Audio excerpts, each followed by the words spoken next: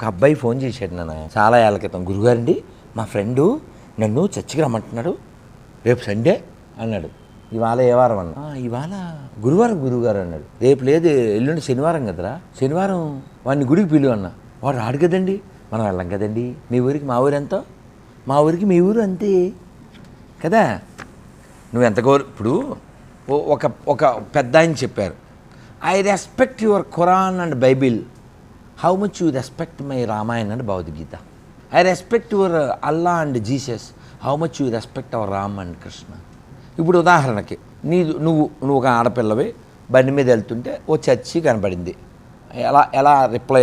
ఎలా రియాక్ట్ అవుతావు చెప్పు. అంటే వాళ్ళు చెడ్డపిల్లలు కాదు, ఎక్కువ పెద్ద మనసు ఉండడం వల్ల అవి ఎక్కడ ఏంటిలే ఇలా అనేస్తారు.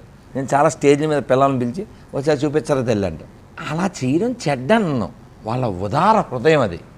అంటే మసీదులో కూడా దేవుడు ఉన్నాడని మన ఆడపిల్ల భావించింది, అది బంగారు తల్లి. అది చర్చిలో కనపడితే ఇలా అని. ఇప్పుడు మొన్న కిస్మిస్ అయింది, వాళ్ళు కేకులు ఇస్తే కేకలేసి తినేసి మెరీ కిస్మిస్ అని స్టేటస్లు పెట్టి అలా మన ఉదార హృదయం.